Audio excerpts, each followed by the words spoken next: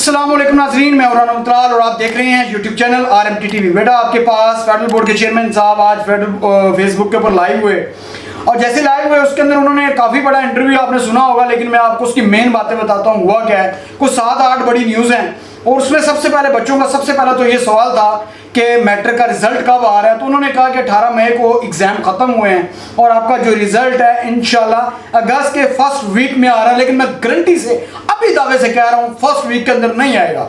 मेरा अभी से दावा, चुड़ैल की खबर है, ये आज चेयरमैन साहब ने नहीं कहा, ठीक नहीं कहा जी, मैं आपको क्लियर कर रहा हूँ फर्स्ट वीक में नहीं है। अगस्त के फर्स्ट वीक में बोला है, अगस्त के फर्स्ट वीक में रिजल्ट है, नहीं है। मैं अभी से चैलेंज करके कह रहा हूं, ये आज मेरी बात नोट रखिएगा। दूसरी बात, उन्होंने कहा है कि जी आपके पास फर्स्ट ईयर सेकंड ईयर का रिजल्ट कब आ रहा है। उन्होंने कहा सितंबर के अंदर आ रहा है। उन्होंने डेट अनाउंस नहीं की, हालांकि 25-26 सितंबर को आएगा। मैं आपको ये भी आपको क्लियर कर दूं, सितंबर में आएगा, ये बात क्लियर है, लेकिन सितंबर के लास्ट में आएगा, ठीक है। उसके अलावा एक बच्चों ने कहा कि सबसे बड़ा सवाल कि सर बच्चों ने क्वेश्चन किया कि हमने क्या किया है कि हमने सवाल जो है वो गलत जगह पे लिख दिया है कि हमें इसका नंबर मिलेंगे।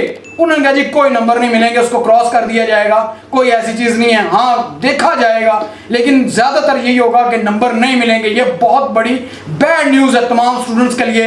ये यकीन मानिएगा, बहुत से बच्चों ने अगर जो गलती की है तो वो तमाम का बेड़ा गर्क होने जा रहा है। इसके अलावा बच्चों ने पूछा कि सेकंड एनुअल एग्जाम कब होगा, उन्होंने नहीं बताया, लेकिन मैं आपको बता दूं जी, अभी क्लियर कर देता हूं। सारी पॉलिसी मैंने ये रीड की हुई है, ये तमाम चीज़ें मैंने बड़े अच्छे तरीके से इस पर मैंने काम किया हुआ है और मुझे ये चीज़ क्लियर है। बेटा याद रखिएगा, सेकंड एनुअल एग्जाम कब होगा, जैसे रिजल्ट आएगा, रिजल्ट के एग्जैक्टली 1 मंथ के बाद आप सेकंड एनुअल एग्जाम दे सकते हैं। ये आपको मैं चीज़ क्लियर कर दूं।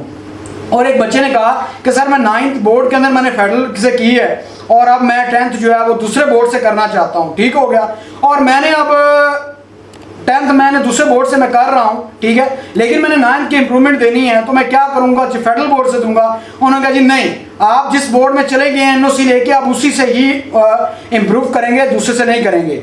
उसके अलावा से क्या जी, बच्चों ने कहा कि जी हम इम्प्रूवमेंट करना चाहते हैं तो कब तक कर सकते हैं। चेयरमैन साहब ने कहा कि जी 4 साल तक जो है आप इंप्रूवमेंट कर सकते हैं, लेकिन कंडीशन ये है कि अगर आपने किसी अच्छी आगे यूनिवर्सिटी में एडमिशन ना लिया हो बड़ी क्लास के अंदर। ये चीज़ एक अच्छी है, बहुत अप्रिशिएट किया जाना चाहिए फेडरल बोर्ड के चेयरमैन साहब को कि ये चीज़ अच्छी है, बच्चों का बहुत ज़्यादा इससे फ़ायदा होगा और बच्चे काफ़ी परेशान हैं। और कुछ बच्चे ये कह रहे थे कि सर हमने 3 बार दे दिया इंप्रूवमेंट, अगर चौथी बार ना हुई तो क्या होगा।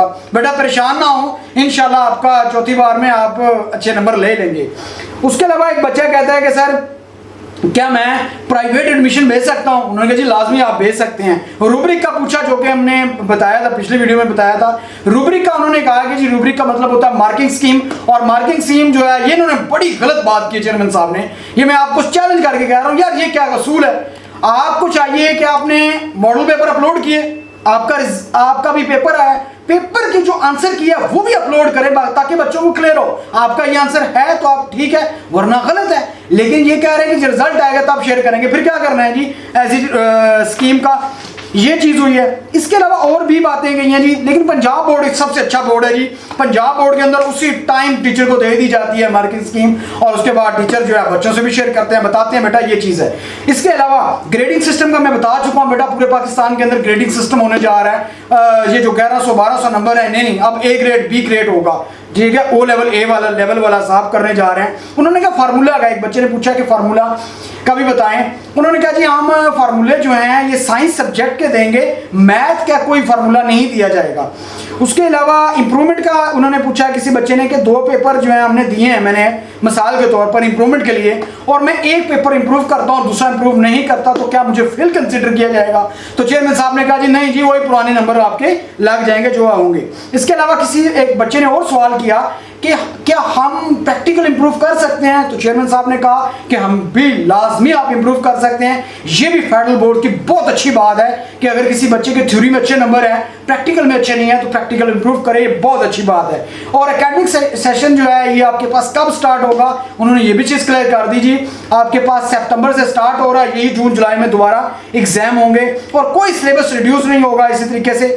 उसके अलावा किसी बच्चे ने यह भी कहा कि मेरी डेट ऑफ बर्थ जो है उसके अंदर मिस्टेक हो गई है, तो इसका क्या किया जाए। उन्होंने कहा कि अगर आपकी FSC आप में चले गए हैं, फर्स्ट ईयर के सेकंड ईयर के पेपर दे रहे हैं, जो मैट्रिक की मार्कशीट आपने जो सबमिट करवाई थी उसके ऊपर जो डेट लिखी होगी, जो डेट ऑफ बर्थ लिखी होगी, वही आपकी फाइनल कंसीडर की जाएगी। और लास्ट क्वेश्चन ये था कि 33% मार्क्स दिए जाएंगे। उन्होंने कहा जी कोई 33% मार्क्स नहीं दे रहे बच्चों, जो नंबर होंगे वही नंबर कंसीडर किए जाएंगे, जो फेल हैं जो पास हैं। उन्होंने कहा है कि जो आप गर्मी में एग्जाम दे रहे हैं, 8 घंटे लोड शेडिंग हो रही है और उसके बाद अच्छे खासे आप बच्चे फेल होंगे और बोर्ड की अच्छी खासी कमाई होगी, और यही सबसे ज़्यादा पूरे पाकिस्तान के अंदर लूटने का एक बेहतरीन नज़रिया है जो आगे होने जा रहा है।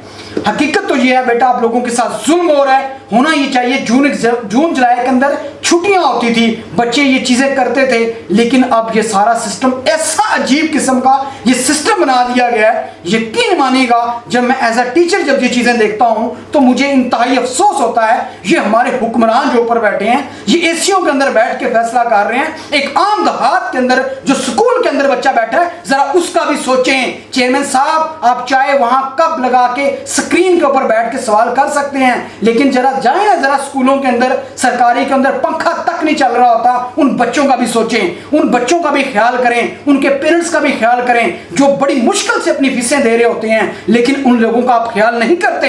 लिहाजा मुझे बोलना पड़ता है कि आप लोग ये गलत काम कर रहे हैं। आप ठीक काम जहां किया मैंने वहां पे ये चीज बोली है, ये चीज ठीक थी, लेकिन जो चीज गलत है वो गलत है। बेटा अब आपकी मर्जी है, अब आप कहां तक आप सोचते हैं, आपका नजरिया क्या है, आपने क्या करना है, आपने कहां जाना है, आपकी मंजिल क्या है, अब आपको सोचना पड़ेगा। जहां कहीं प्रॉब्लम है बोर्ड में फौरन कॉल करें, उनको कहीं ये गलत है तो गलत है। आप जब 10 लोग कॉल करेंगे वो लाजमी बात आपकी बात सुनेंगे। ऐसी बात नहीं है कि बोर्ड बात नहीं सुनता, वो आपकी बात सुनता है, लेकिन मसला यहाँ ये है, यहाँ जाहिल किस्म के लोग हैं, उनको पता ही कोई नहीं है यार हमारे बच्चों के साथ क्या हो रहा है। मैं बताना पड़ता है भाई, मैं बता रहा हूं, मैं बोल रहा हूं, ठीक है। ये मुझे तो नोटिस भेज देते हैं भाई, मैंने आपको ये 10 बार क्लियर कर चुका हूं, ये मुझे धमकाते हैं, मैं डरता नहीं हूं, लेकिन मैं इनसे ये रिक्वेस्ट करता हूं खुदारा इन चीजों को इंप्रूव करें। मेरा मेन मकसद ये है और कुछ भी नहीं है। जो चीज अच्छी है वो अच्छी है, जो चीज आप गलत कर रहे हैं उसको ठीक करना है और हम इंशाल्लाह ठीक करवाएंगे। जब तक अब तक के लिए इतने ही,